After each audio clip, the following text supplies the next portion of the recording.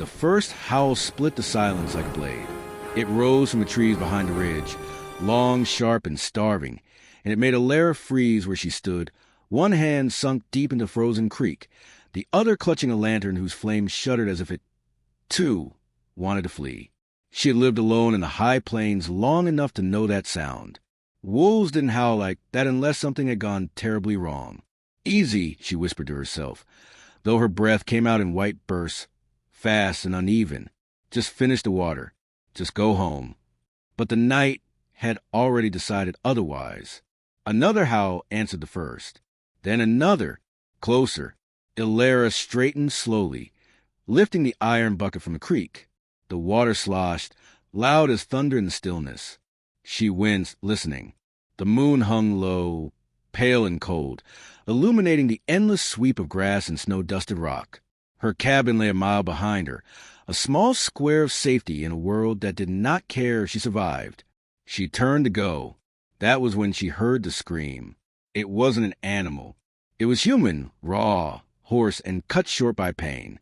Alara's heart slammed, so hard it felt like it cracked her ribs. No, she breathed. She should run. Any sensible person would. Wolves didn't just attack livestock anymore. Hunger had made them bold. Men had gone missing this winter. The plains whispered their names in the wind. But the scream came again, closer now, tangled with snarls and the wet sound of struggle. Someone was dying out there. Alara set the bucket down with shaking hands and lifted her lantern higher. "Hello?" she called, her voice small against the night. Is someone there?" The wolves answered first. Dark shapes moved along the ridge, eyes flashing like embers. 3. No, 4. Maybe more.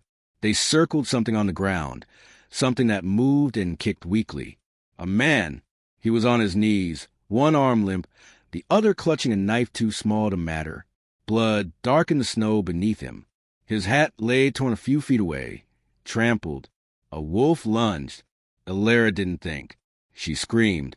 It tore out of her, fierce and wild, and she hurled the lantern as hard as she could.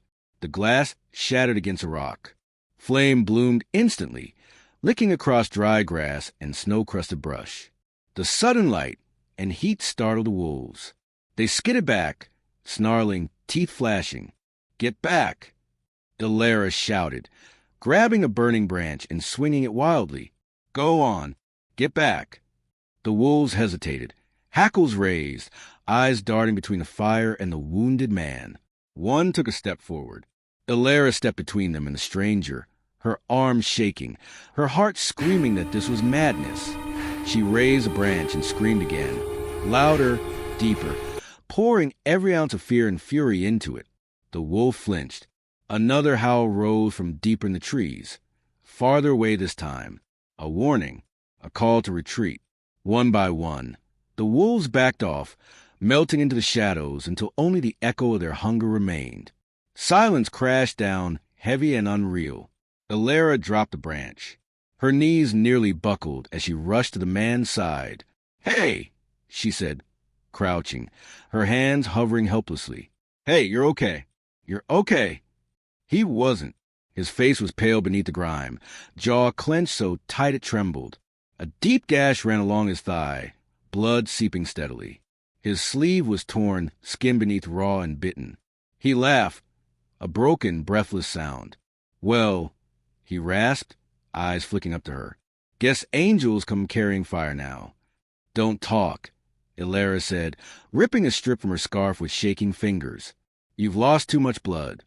"Wolves didn't finish the job," he muttered. "Reckon I'd have been bones by morning if you hadn't shown up." She tied the scarf tight above the wound, ignoring the way her hands trembled. "Can you stand?" she asked. He tried, failed, gritted his teeth against a groan.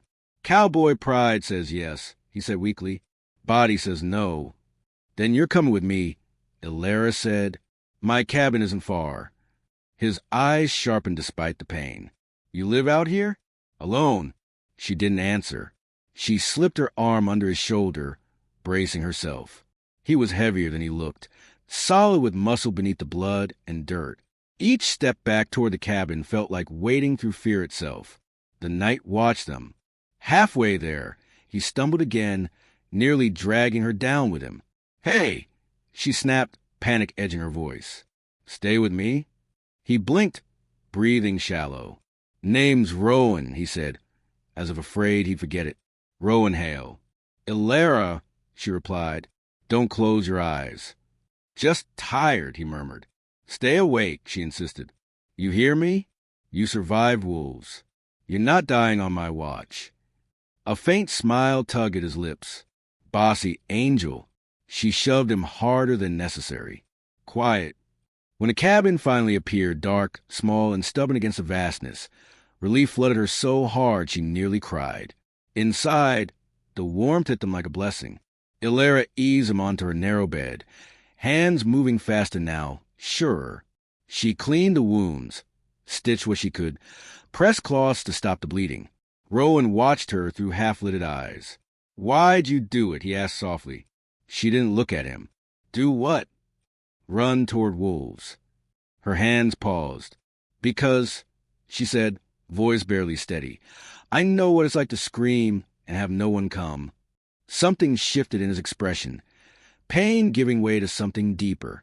Before he could respond, a sound drifted through the walls. Hooves. Not one horse. Several. Ilara froze. Rowan's eyes snapped open, sharp despite his weakness. "That's trouble," he said quietly. Ilara moved to the window, heart pounding. Torchlight bobbed in the distance. Voices carried on the wind, men's voices, hard and angry. Hunters? Ranchers? Or worse. One voice cut through the rest, cold and commanding. "Spread out. He can't have gone far." Ilara's blood ran cold. Rowan struggled to sit up. "They're looking for me." "Who?" she whispered. His jaw tightened. "Men who don't like witnesses." The knock came hard against the cabin door. "Ilara," a man called. "We know you're in there." Her breath caught. They knew her name. The handle began to turn, and Rowan reached for the knife beneath the pillow as the door started to open. The door creaked inward an inch. Cold air slid into the cabin like a living thing, carrying the smell of horses, sweat, and iron. Ilara stood frozen between the door and the bed, every nerve screaming.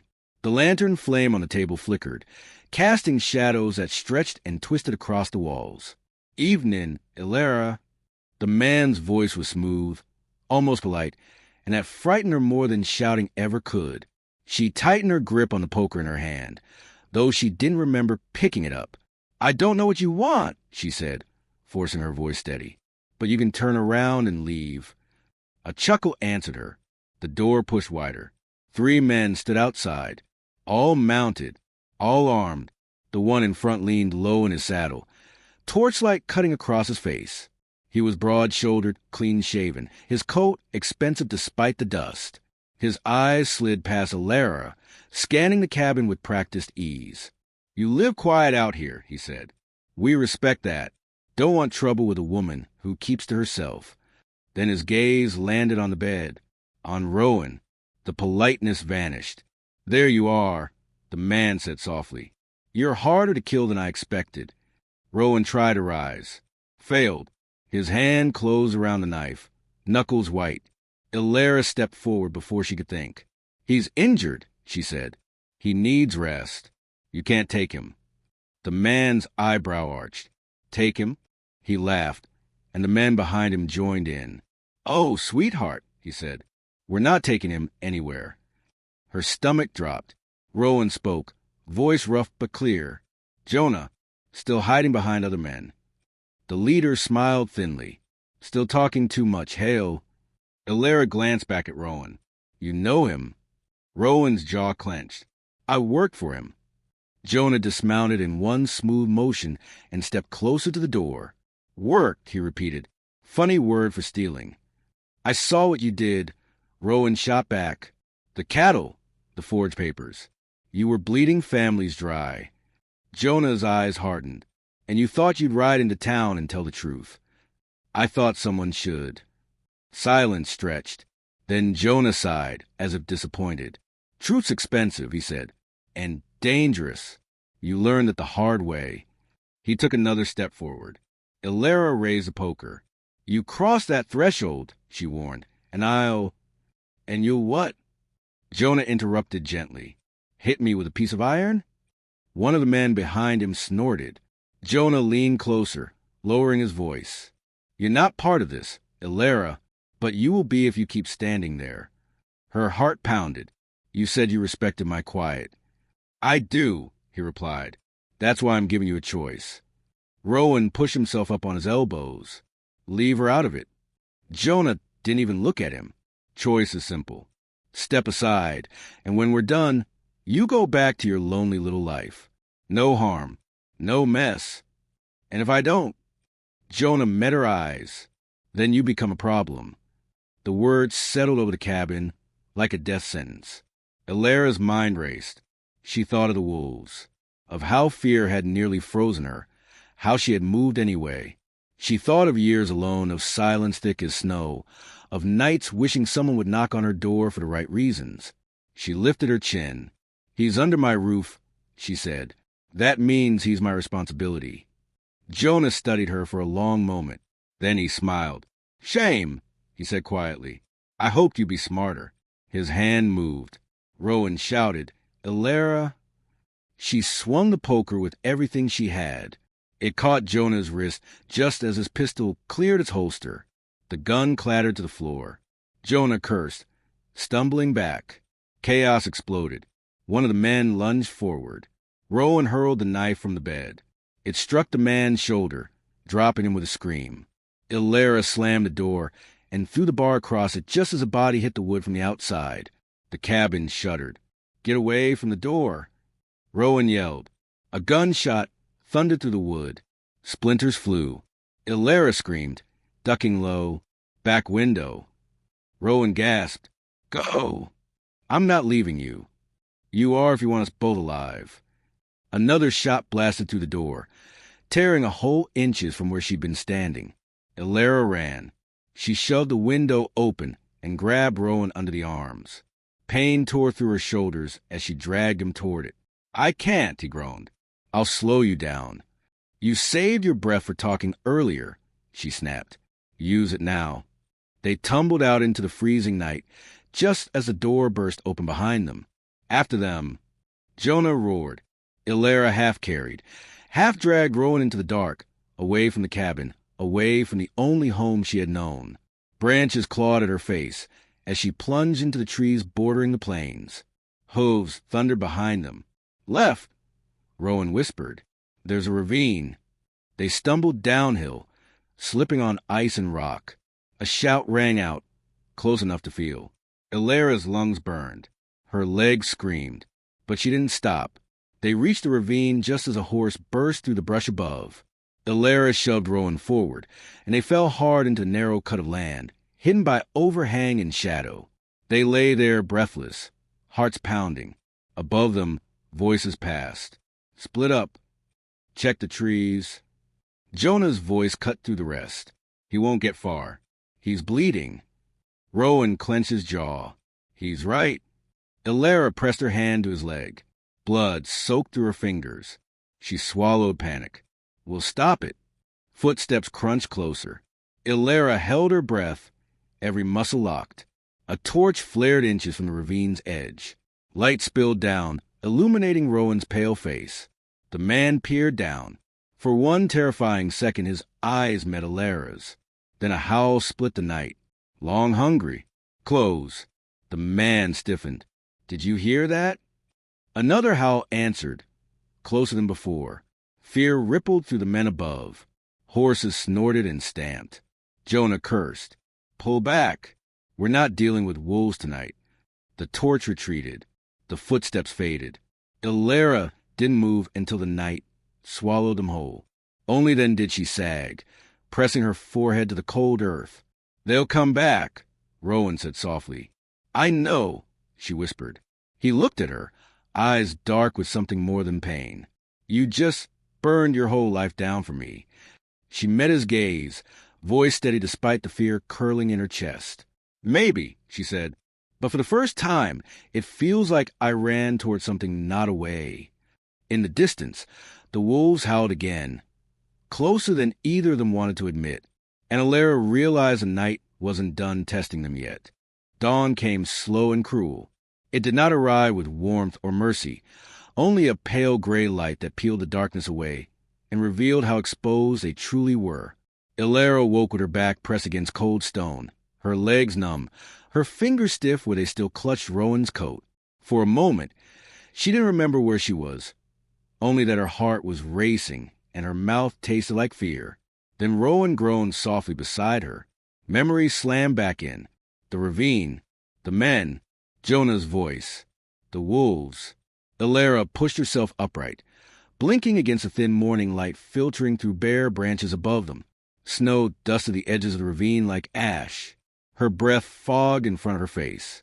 Rowan lay on his side, eyes half open, skin pale beneath a sheen of sweat. The makeshift bandage she'd tied during the night was soaked through.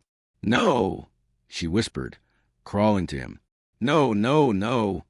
She pressed her hands to the wound, applying pressure. Rowan hissed, jaw tightening. "Hey," he murmured. "Still here." "Barely," she snapped, her voice cracking despite herself. "You're burning up." He tried to smile. Failed. Guess wolves weren't the worst part after all. Ilera swallowed hard and tore another strip from her underskirt, wrapping it tighter around his thigh. "We can't stay here," she said. "When it's fully light, they'll track us." Rowan nodded faintly. "There's a town half a day east. Creekbend." Her hands paused. "That's too far. You won't make it." He studied her face, eyes sharper than his body allowed. "Then we don't go straight there." She frowned. "What do you mean?" "There's an old line shack," he said slowly. "Used to stop there when moving cattle. Hidden. Supplies, maybe a horse." Hope flickered in her chest. "Fragile and dangerous." "You're sure?" "As sure as a man bleeding into the dirt can be." She exhaled. "Then we move now." Getting him up nearly broke her. Rowan leaned heavily on her, every step a battle. Ilera's muscles screamed, but she didn't stop. She couldn't. The image of Jonah standing in her doorway, smiling as he offered her a choice, burned like fire in her mind. They climbed out of the ravine just as the sun crested the hills. The plain stretched wide and unforgiving, every inch of them exposed. Ilera kept low, guiding Rowan through brush and shallow gullies, avoiding open ground whenever she could. Each time he stumbled, her heart lurched. "I'm slowing you down," Rowan muttered after the third fall. "You're still breathing," she shot back.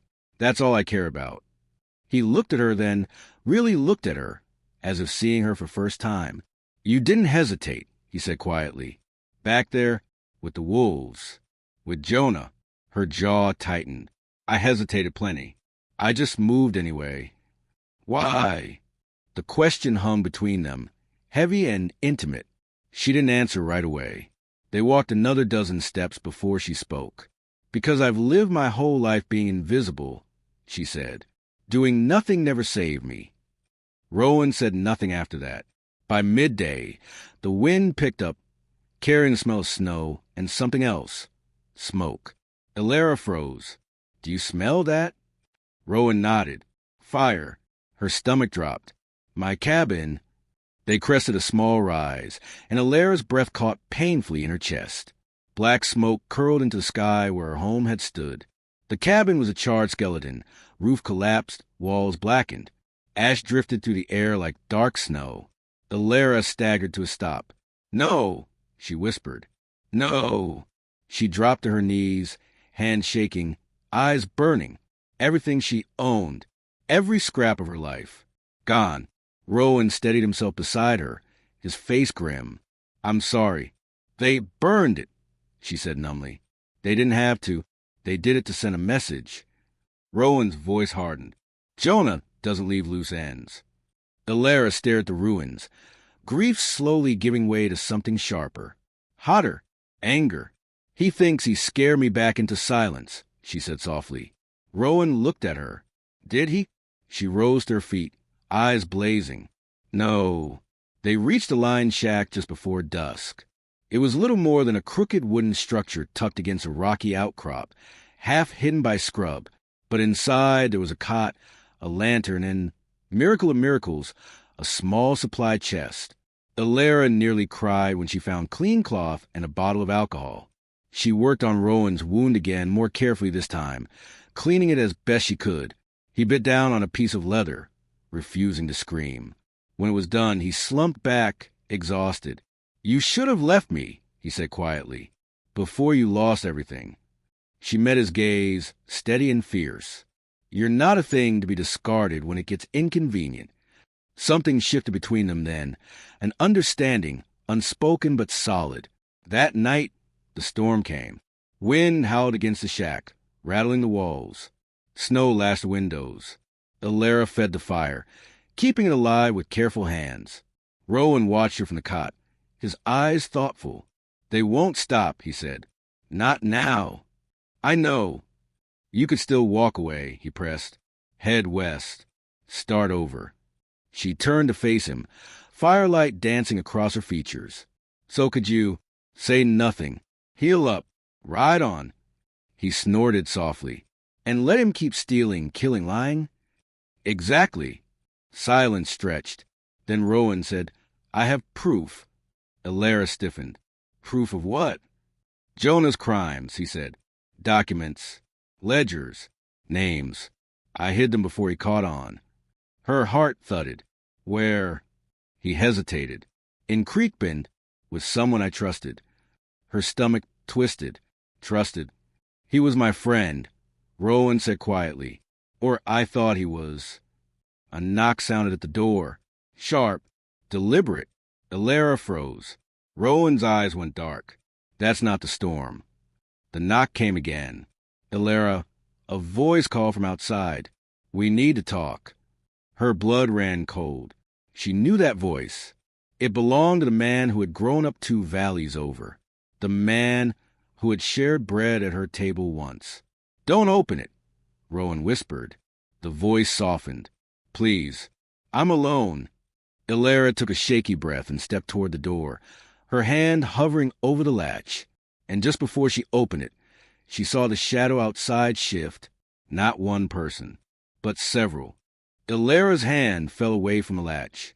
Her heart hammered so loudly she was certain the men outside could hear it through the door. "Step back," Rowan whispered, struggling to sit up, his face tight with pain. "They're baiting you." Outside, the voice came again, gentler now, almost pleading. "Alara, I swear it's just me. You don't need to be afraid." She swallowed. The name in her mind felt like a betrayal all its own. "Thomas," she called through the door, keeping her voice steady. "If it's just you, step into the light." Silence. Wind hissed through the scrub outside the shack. Snow tapped softly against the wood. Then a torch flared. Thomas stepped forward, his face illuminated. Familiar, lined with worry that might have been real once. "You see," he said, "just me." But behind him, shadows shifted. Men pressed closer to the firelight, without stepping fully into it. Boots scraped. Metal clinked. Alara's jaw tightened. "You said you were alone." Thomas exhaled slowly. "They're just here to talk." "Talk," Rowan muttered bitterly. Funny word for a lynching. Thomas's gaze flicked toward the shack. "You're harboring a criminal. Alara, Jonah wants to settle clean." "Jonah burned my home," she shot back. "Is that what you call clean?" Thomas's mouth tightened. "He's powerful. You know that. This land doesn't belong to people like us." Something in his words snapped the last thread of doubt inside her. "No," Alara said quietly. "It belongs to whoever is brave enough to stand on it." Thomas's expression hardened. "Then you're choosing his side." "I'm choosing the truth." A murmur rippled through the men behind him. Thomas sighed. "I hope you'd say no. Makes this easier." He raised his hand. Rowan surged to his feet, swaying but determined. "Alara, move." The door splintered inward as a bullet tore through the wood. Alara dove aside, heart in her throat. Another shot rang out, shattering the lantern. Darkness swallowed the shack, lit only by firelight bleeding into the broken door. Rowan grabbed her wrist and pulled her toward the back wall. There's a crawl space behind the cot. Boots thundered inside. A man tripped over the cot, swearing. Alara shoved Rowan toward the opening. "Go!" "I'm not leaving you." You won't if you stay arguing. A hand grabbed her hair, yanking her back with a scream. Thomas loomed over her, his face twisted. I told you not to be a problem. Rowan lunged, slamming into him. They crashed into the wall, the impact rattling the shack. Ilera scrambled free, heart pounding, and seized a lantern hook, swinging it hard. It connected with a skull. The man dropped. Smoke thickened as fire crept along the shattered wall. Out! Rowan yelled. Now! They plunged through the crawl space into the freezing night as flames consumed the shack behind them. Gunshots followed them into the dark. They ran, blind, desperate, fueled by nothing but survival and fury. Snow swallowed their tracks as the storm intensified, wind howling like the wolves from 2 nights before. They didn't stop until Rowan collapsed. Ilera fell beside him, shaking, pulling him close to shield him from the wind. You saved me, he rasped. She pressed her forehead to his. We saved each other. When the storm finally broke near dawn, they stumbled into Creekbend. The town looked small and tired beneath the gray sky. Wooden buildings hunched together as if for warmth. Smoke curled from chimneys. Life went on, unaware of the reckoning about to arrive. Rowan pointed weakly toward a building at the edge of town. The documents there with the sheriff. Ilera's stomach twisted. The sheriff? He promised protection, Rowan said. Swore he wasn't in Jonah's pocket. They crossed the street toward the office. Before they reached it, the door swung open. The sheriff stepped out, hat low, eyes unreadable. Behind him, Jonah Hale stood smiling. Well, Jonah said pleasantly, this saves us a lot of time. Ilera's breath caught. Jonah's gaze swept over her, then Rowan, then back again. You cost me 2 buildings, a night's sleep, and a great deal of patience. He tipped his hat. Let's finish this. Rowan's hand tightened in Ilera's, and in that moment, she understood something with terrifying clarity. There was no one left to save them, unless they saved themselves. The street emptied without a sound. Doors closed. Curtains twitched. Creekbend folded in on itself the way small towns always did when truth became dangerous. Jonah Hale stood in the center of the road like he owned the ground beneath his boots. Behind him, the sheriff rested a casual hand on his holster. 2 deputies lingered nearby, pretending not to watch. Rowan swayed beside Ilera, pale but upright, his grip on her hand iron-strong. Jonah smiled as if this were a social call. You should have stayed dead, Hale. Rowan's voice was hoarse but steady. You should have stayed honest. The sheriff cleared his throat. Now, let's not make this uglier than it has to be. Ilera laughed. It startled all of them, including herself. Ugly, she said, stepping forward. You burned my home. You hunted us like animals. And you want to talk about ugly? Jonah's eyes flicked to her. You've been brave. I'll give you that. But bravery doesn't change how things work. Ilera looked around the silent town. That's where you're wrong. She reached into her coat and pulled out a folded bundle wrapped in oilcloth. Rowan stiffened. Ilera, she met his gaze. You trusted the wrong man once, she said softly. I didn't. Jonah's smile faltered. What is that? Ilera turned toward the shuttered buildings and raised her voice. You all know Jonah Hale, she called. You know his cattle always multiply, while your debts do the same. You know men disappear when they ask questions. Windows cracked open. Faces appeared. Ilera unfolded the papers. These are his ledgers, she said. Every forged deed, every stolen herd, every bribe, including the one paid to your sheriff. The sheriff went pale. That's true, Rowan cut in. I saw it. I ran because I thought no one would stand with me. Ilera's voice rang clear. You weren't alone. You were just early. Jonah's hand dropped toward his gun. The sound of a rifle cocking echoed from the far end of the street. Then another. Then another. Men stepped forward. Women, too. Ranchers Jonah had cheated. Widows whose husbands never came home. People who had been quiet for too long. The sheriff backed away, hands raised. Jonah, we can talk about this. Jonah turned slowly, fury boiling over. You think they'll protect you? Ilara didn't flinch. They don't need to. The truth already has. Jonah lunged. Rowan moved faster. Pain tore through him as he tackled Jonah to the ground. The gun went skidding across the dirt. Deputies hesitated, then dropped their weapons entirely. Hands grabbed Jonah, holding him down as he shouted and cursed. The sheriff ran. No one chased him. The town watched as Jonah Hill was bound, stripped of power not by violence, but by witnesses. Ilara stood there shaking, breathless, alive. Rowan found her and pulled her close. For a moment, the world shrank to the sound of his heartbeat. "You didn't save me," he said quietly. "You changed everything." She rested her forehead against his. "So did you." Spring came gently to the plains. Ilara built again.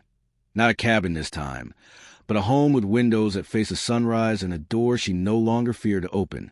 Rowan healed slowly. He stayed, at first because he had nowhere else to go, then because he wanted to. They worked side by side, spoke late into the nights, shared silences that no longer felt lonely. One evening, as the light faded gold across the grass, Rowan stopped her outside the half-finished house. "I spent my life running," he said, "from men like Jonah, from responsibility, from myself." Ilara studied him. "And now I want to stand," he said, "with you, if you'll have me." She smiled, soft, sure, unafraid. "I already do." They were married beneath an open sky, with wolves howling far away, not in hunger, but in distance. Ilara was no longer the lonely girl on the plains. She was the woman who ran toward the fire. And Rowan never forgot that the night she saved him from wolves, she taught him something greater. Love isn't about rescue. It's about choosing not to turn away.